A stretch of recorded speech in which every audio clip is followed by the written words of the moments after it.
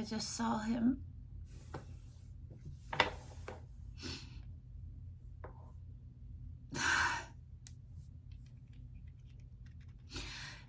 Not face to face. Well, kind of face to face, but not eye to eye. I was walking on my morning walk, and then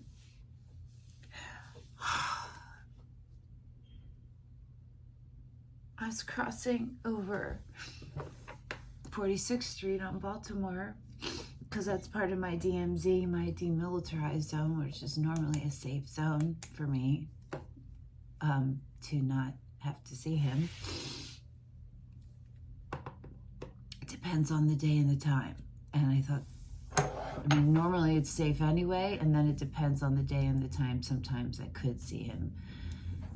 And whatever, who cares? Why am I was crossing the street, and I looked up. I was like, probably almost halfway. I was already in the street, yeah. And I see a truck coming toward me on 46th. It's like crossing over the intersection of Springfield, I think. And it has these like things on the top, which I didn't think his truck had. And from far away, it's hard to tell. And I was looking like, no, I don't think that's him, because of those things. And then something, I just couldn't look away from it. And it kept coming at me. And I don't know, it's a couple 100 feet away, right? It's not like it's close. Exactly. And then it's coming closer, and I was like, this is Raven. What are you doing, Ray Ray?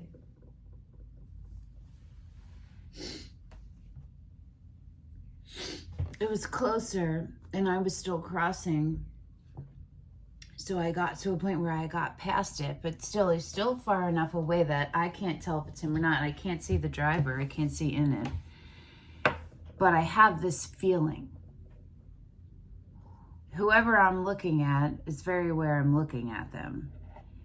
And in my head, it quickly goes like, okay, well, I'm like staring at them. If it's a stranger, I'm like, I don't care. I don't care. It doesn't matter. So I'm passing it enough, and it's still far enough ahead that I can just start to see the side, and that's how I knew it was him. And I was like, oh shit, it is him. And I turned my head back around, and I just kept walking. And my insides were like, fuck. And then I walked up further, and I wanted to see if there was somebody in this passenger seat. Like I always want to see, because who is this man?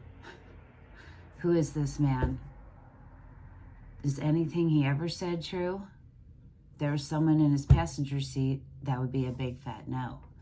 So, and just because there isn't doesn't mean it's still not a big fat no. I'm still taking it like it's a big fat no, but closure, clarity would be nice for me.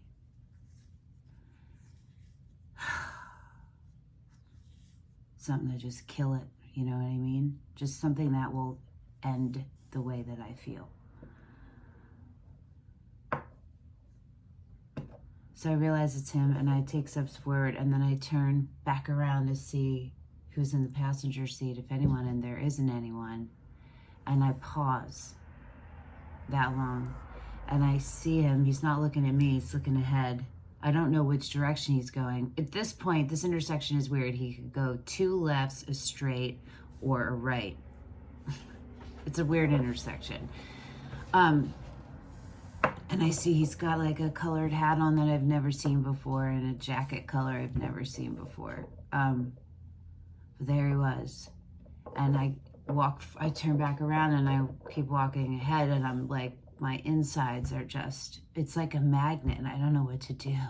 And I'm mad, and I'm like, well, I'm a lot of things at once. And I take more steps forward, and I just can't like let it go. And he had turned. I saw that he had turned, I guess, left. And I was like, yeah. And I was like, okay, so did he go that way to avoid me, or like, you know, whatever. And so I turned my head back around and I can't see him anymore. So I thought he had made another left up ahead, but he was making a U-turn. So now he's coming back toward me and I don't know what to do because he's coming back in my direction, but I'm still further ahead because I had kept walking and I don't know what to do. And so then he crosses over the intersection again that he had just turned left at. He crosses over and he makes another left. And he's like going slow and I don't know what to do. And I'm torn because I'm like, is this for me? Like, is he coming to talk to me? Is he not coming to talk to me? Like, what, does he want to? And he just, I don't even want to talk to him. I don't want to talk to him. Well, I do want to. I want to have a talk with him. I want him to talk to me. I don't want to go approach him, I didn't know what to do. And so I kept walking ahead and I turned back around again. There was one point where I stood in where I was for like probably 5 seconds, maybe 3, maybe 7, who knows. But I had walked ahead far enough. I had saw that he had come, he was parked, he was getting coffee. There's a coffee shop right there.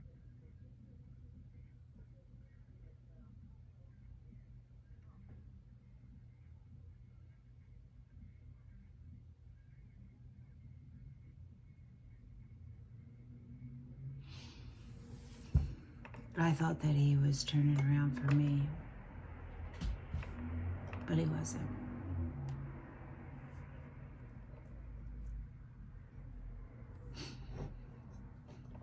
This is what happens when you're in an abusive relationship with somebody, right?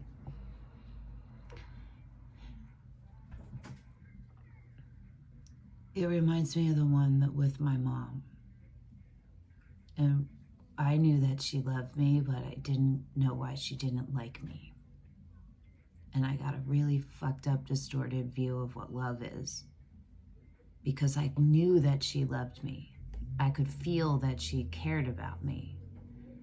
And I knew that it was love on some level, but her actions were anything but that. And it was very, very confusing. And then she was emotionally abusive. It was very confusing and set me up for a lifetime of bad relationships. I picked the best friends, but the worst partners. But every one of them is better than the one before. That's the truth. And that's what this reminds me of with him, because he was the first one who I thought he was actualized, because that's what he showed me. That's who he was. And his power and his energy matched it. And I didn't know him before that. And I didn't know anyone who knew him. So I didn't have anything to go off but that. And he tricked me.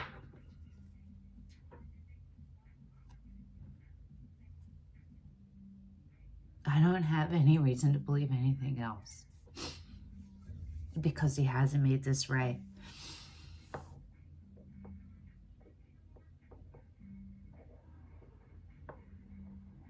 I sometimes regret. I don't, though. I can't believe I let him inside of me. Like, I can't believe I had sex with him. I can't believe I let him in. I can't believe he was in me that close, and he can act this way toward me. It's almost like the level of coldness that he has is exactly equal to the level of love that I felt from him to me and what I thought we shared.